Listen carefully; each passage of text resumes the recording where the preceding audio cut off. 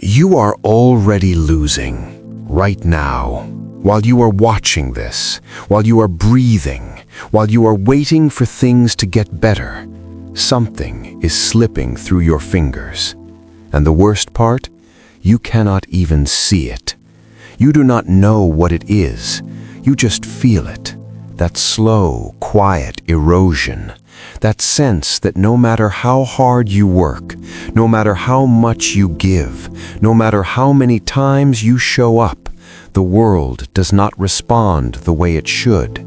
People do not respect you the way they should. Life does not reward you the way it should. And somewhere deep inside, you have started to wonder, maybe the problem is me. Maybe I am not enough. Maybe I am doing something wrong. I am here to tell you something that nobody else will say to your face. You are not doing something wrong. You are doing everything from the wrong place. And until you understand what that means, truly understand it, in your bones, in your gut, in the way you carry yourself when no one is watching, you will keep losing. Not because the world is unfair, not because you were dealt a bad hand, but because you have been living your entire life reacting to an outer world you were never taught to control. And the reason you were never taught is because the people who benefit from your confusion never wanted you to learn. Think about it. Think about the men around you. Men who are brilliant, capable, driven, and yet somehow always one step behind, always overlooked, always the ones doing the work while someone else gets the credit, always the ones being honest while someone else plays the game, always the ones waiting for the world to notice them, waiting for their moment, waiting for permission. And that waiting, that endless, exhausting, soul-crushing waiting, that is not patience, that is not humility, that is not virtue. That is a trap, and you walked into it with your eyes open because you were told that was the right thing to do. Be good, be humble, work hard, keep your head down. Your time will come. Your time will come. But whose time came instead? Look around you. The men at the top, the ones with power, with respect, with influence, are they the ones who kept their heads down? Are they the ones who played by the rules, stayed in their lane, waited for permission? Some of them, maybe, but most of them, no.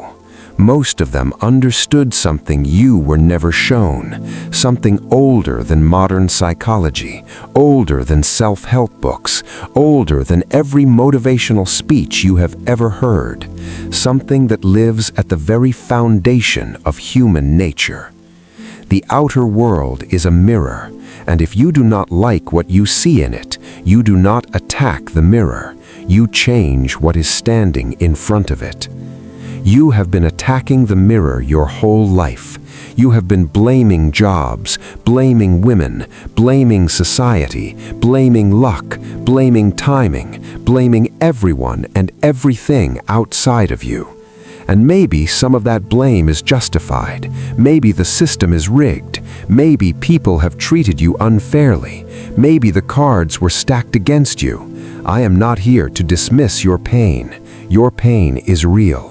What I am telling you is that your diagnosis is wrong, and a wrong diagnosis leads to the wrong cure, and the wrong cure keeps you sick. The real problem is not out there. It never was. The real problem is that you have never been introduced to yourself, not the you that was shaped by your parents, your school, your culture, your fears, not the performance you put on for the world, the real you, the full you, the terrifying, magnificent, dark and luminous thing that lives beneath all of that noise. And because you have never met that version of yourself, the world has been able to do whatever it wants with you, because predictable people are easy to control. And right now, You are predictable.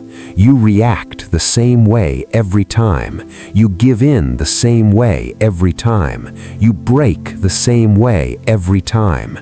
And the people around you, some of them consciously, some of them without even realizing it, have learned your patterns, and they use those patterns against you every single day.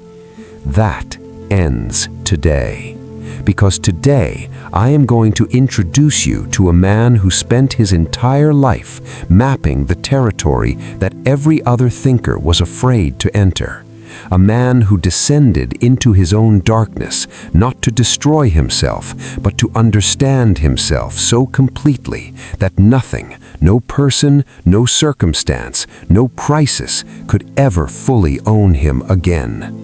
A man who was called dangerous, radical, mystical, and brilliant, often in the same breath. A man who looked at the human psyche the way an explorer looks at an uncharted continent, with reverence, with courage, and with total commitment to the truth, no matter how uncomfortable that truth turned out to be. Carl Jung.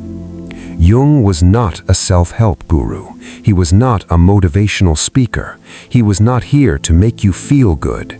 He was a psychiatrist, a philosopher, and an explorer of the human soul.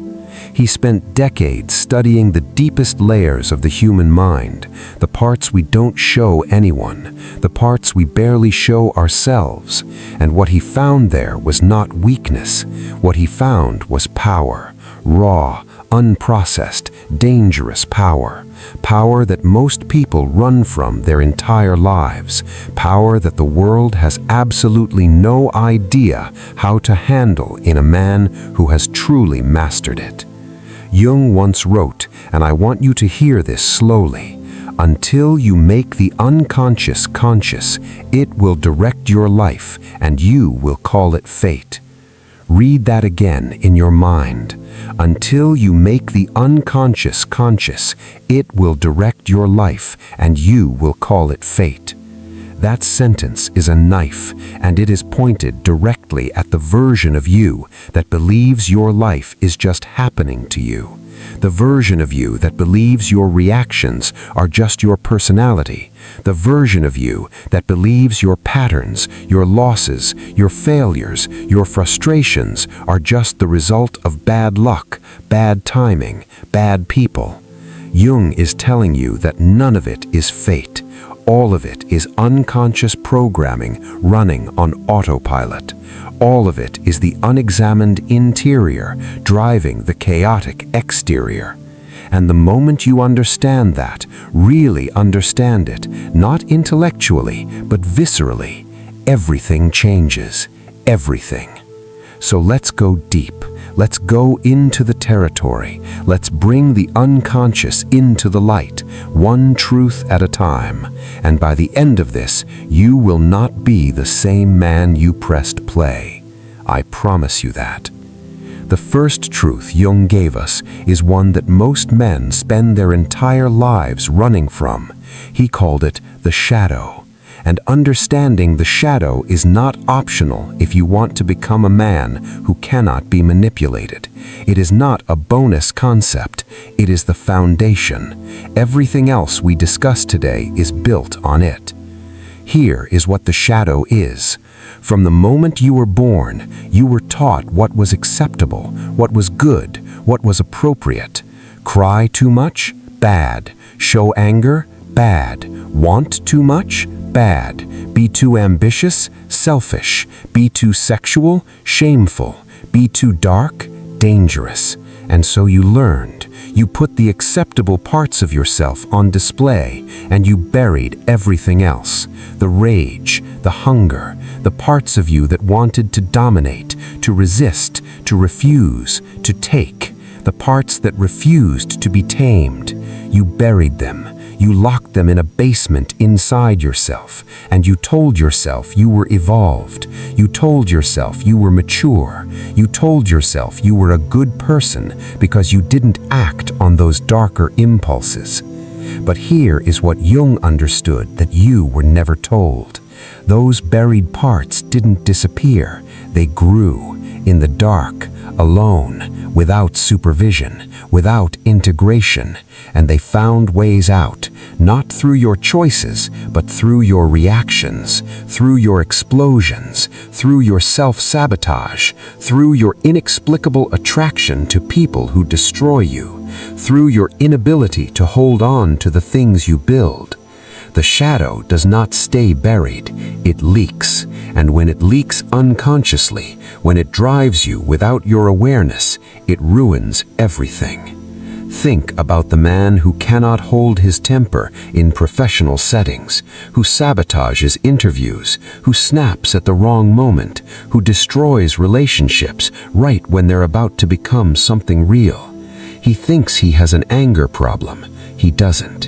He has a shadow problem. He has decades of suppressed emotion that never had a Most men never individuate. They spend their entire lives in the first half of Jung's map, building the persona, accumulating the external markers of success, performing the approved version of manhood, and then somewhere in their 30s or 40s, something breaks. A divorce, a career collapse, a loss, a crisis, and they call it a breakdown. Jung would call it a breakthrough. He would say the psyche is trying to force the journey that the man refused to take voluntarily. Do not wait for the breakdown. Take the journey now. The action here is to ask yourself the question that individuation demands. Who would I be if I had nothing left to prove, if no one was watching, if there was no approval to gain, no punishment to avoid? Who emerges in that space? That person, the one who lives in that hypothetical silence, is closer to your real self than anything you have ever shown the world. Start moving toward him. Drop this in the comments. I am not who they made me. I am who I am choosing to become. The fourth truth, the Anima. Now I know some of you are already tensing up. Stay with me, because this one is directly responsible for why so many men give their power away to women, to relationships, to the idea of being chosen, and cannot understand why. The Anima in Jung's framework is the feminine dimension of the male psyche, the emotional, intuitive, receptive, relational side of you that you were taught to suppress. And because you suppressed it, because you buried it, because you were told that those qualities were weak, your anima became unconscious. And when something becomes unconscious, it does not stay internal. It gets projected. You project your anima onto women, specifically onto the women you are most powerfully attracted to. And this is why men lose themselves in relationships. Not because love is weakness, love is not weakness, but because what most men call love is actually projection. It is the unconscious anima, the buried emotional self, the hunger for depth and feeling and connection, being projected onto a specific woman, and suddenly she becomes everything. She becomes the container for all of your unlived emotional life, and that is an impossible weight for any human being to carry. And here is the dark psychology of it. When a woman or anyone feels the desperation that projection creates, they pull back, because desperation is not attractive, need is not attractive, dependence is not attractive. And so the man chases harder, projects more intensely, loses himself more completely, and the cycle destroys him.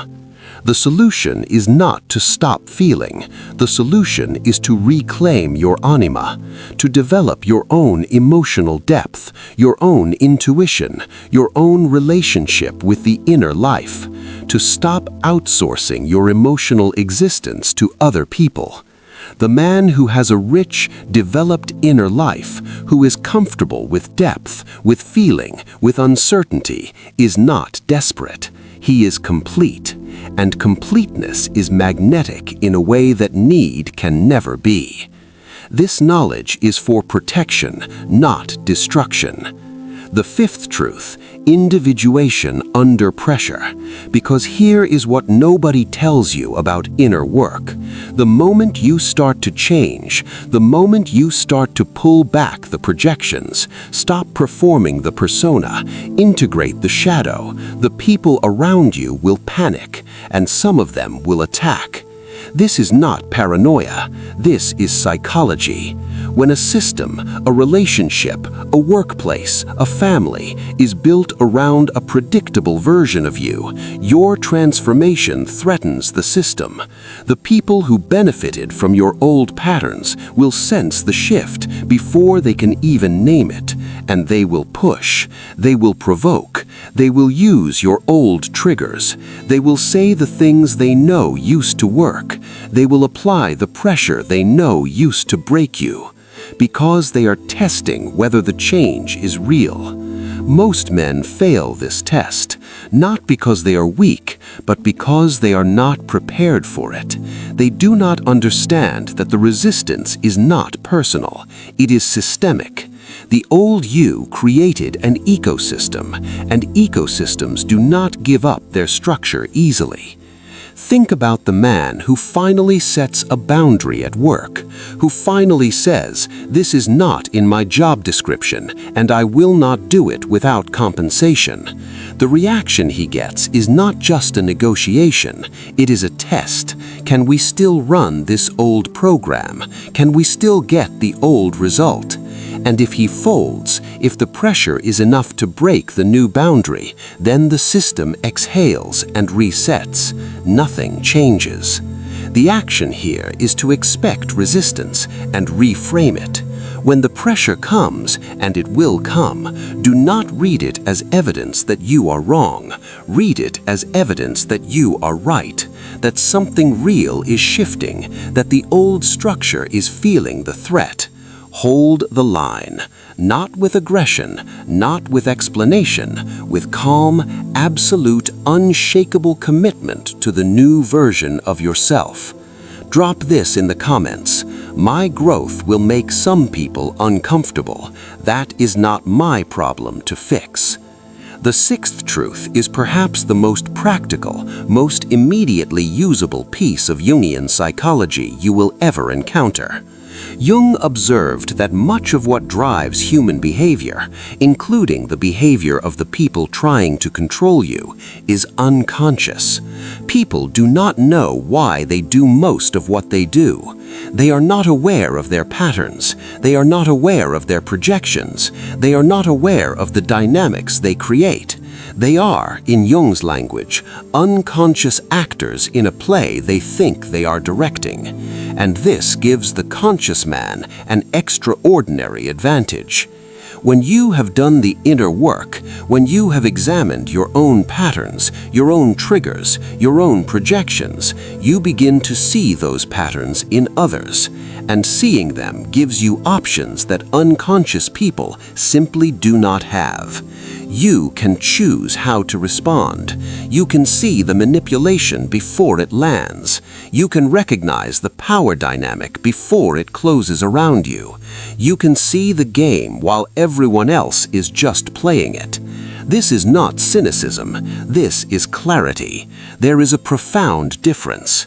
The cynical man sees the manipulation and becomes bitter. He closes off, withdraws, becomes suspicious of everything. The conscious man sees the manipulation and simply moves differently. He does not perform outrage. He does not perform victimhood. He adjusts, responds, and maintains his own center.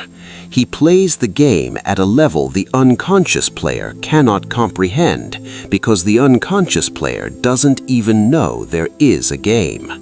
Think about the man in a meeting who understands that his manager's constant micromanagement is not really about his performance. It's about the manager's own insecurity, his own fear of being exposed, his unconscious need for control. The unconscious employee takes it personally, gets angry, either submits completely or rebels destructively. The conscious man sees the root, and with that seeing, he can navigate. He gives the manager what he actually needs, the feeling of being in control, without surrendering his own power. He manages upward, invisibly, masterfully, and the manager thinks he's in charge, but he's not. The practical action is to study people, not to judge them, to understand them, to look past what they say to what they need, to look past the surface behavior to the unconscious drive beneath it. Because when you understand what is actually driving someone, you cannot be surprised by them anymore. And the man who cannot be surprised cannot be manipulated. Drop this in the comments. I see the game now, and I play it on my own terms. The seventh truth, the relationship between inner order and outer authority. And this is where Jung's greatest discovery crystallizes into something you can carry with you every day for the rest of your life. Jung observed across decades of clinical work, across thousands of patients, across his own profound personal crisis, that there is a direct, measurable, inescapable relationship between the coherence of a man's inner world and the quality of his experience in the outer world. Not a metaphysical claim, not a spiritual promise, a psychological fact. When a man's inner world is chaotic, when his unconscious is unexamined, his shadow is unintegrated, his persona is rigid, his projections are running wild, his outer world reflects that chaos back to him with perfect